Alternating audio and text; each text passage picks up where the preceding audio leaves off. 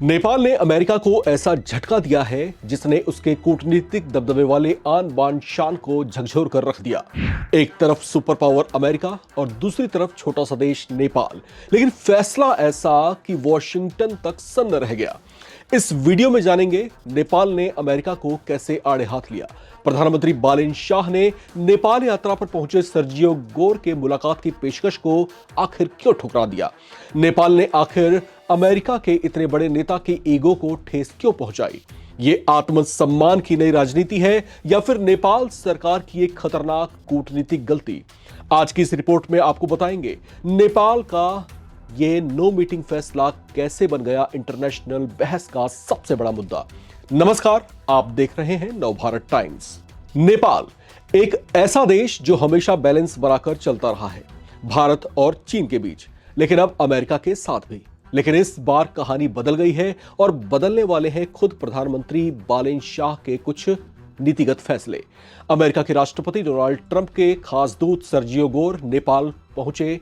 मकसद साफ था, रिश्ते मजबूत करना, निवेश बढ़ाना और रणनीतिक पकड़ को मजबूत करना। लेकिन जो कुछ हुआ वो किसी ने सोचा नहीं था। अमेरिका ने नेपाल के प्रधानमंत्री कार्यालय को खुद एक रिक्वेस्ट भेजी थी कि हमारे विशेष दूत प्रधानमंत्री से मिलना चाहते हैं, लेकिन जवाब आया नहीं। जी हां, प्रधानमंत्री कार्यालय ने साफ मना कर दिया। ना कोई औपचारिक मुलाकात, ना कोई फोटो ऑप या कुछ भी नहीं।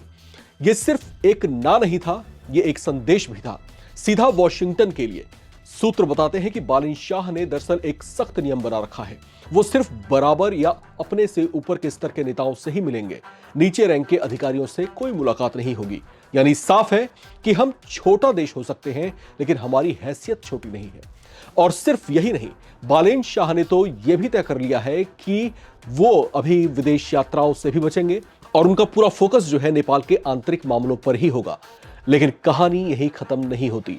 जहां प्रधानमंत्री ने मिलने से इनकार किया है, वहीं सर्जियो गोर ने नेपाल के अन्य बड़े नेताओं से मुलाकात जरूर की है। वे नेपाल के विदेश मंत्री खनाल और नेपाल के वित्त मंत्री वाग्ले से भी मिले। मतलब साफ है, नेपाल सरकार के दरवाजे खुले तो हैं, लेकिन सबसे बड़ा दरवाजा यानी नेपाल के प्रधानमंत्री से सीधे मुलाकात का दरवाजा बंद है। अब इस फैसले पर सवाल भी उठने लगे हैं। खुद नेपाल के ही जाने माने एक्सपर्ट कनकमणि दीक्षित ने इसे नेपाल सरकार की बेवजह की शेखी बताया है। दीक्षित के मुताबिक अमेरिका जैसा बड़ा साझेदार उसको नाराज करना या उसके हाई लेवल दूत से ना मिलना नेपाल के लिए नुकसानदायक हो सकता है। हालांकि अमेरिकी सरकार के विशेष दूत सर्जियो गोर ने नेपाल लौटने के बाद अपनी इस यात्रा को सफल बताया। लेकिन यहां असली सवाल यह है कि क्या सच में सब कुछ नॉर्मल है, क्योंकि कूटनीति में जो नहीं होता वो भी बहुत कुछ कह जाता है। लेकिन कुछ अंतर्राष्ट्रीय मामलों के विशेषज्ञ इसे अलग नजरिए से भी देख रहे हैं। उनका मानना है कि नेपाल के प्रधानमंत्री का सर्जियो गोर से ना मिलना दरअसल नेपाल का एक ऐसा रणनीतिक ऐलान है जिससे उसने कहीं ना कहीं ऐसा जता दिया है कि नेपाल अब झुककर नहीं बल्कि बराबरी से बात करेगा। घरेलू मजबूती पहले, विदेश नीति और बाद में अन्य प्रोटोकॉल, इन तमाम चीजों से कोई समझौता नहीं किया जाएगा, चाहे सामने अमेरिका का कितना ही बड़ा अधिकारी क्यों ना हो। हालांकि कुछ आलोचक इसे अलग एंगल से भी देख रहे हैं। उनका कहना है कि दुनिया के मानचित्र पर छोटे से नेपाल का ऐसा अंदाज वाकई उसका आत्मसम्मान है या फिर उसका ओवर कॉन्फिडेंस है। क्या नेपाल एक मौका गंवा रहा है या फिर ये एशिया में नई पावर पॉलिटिक्स की शुरुआत करने की कोशिश कर रहा है?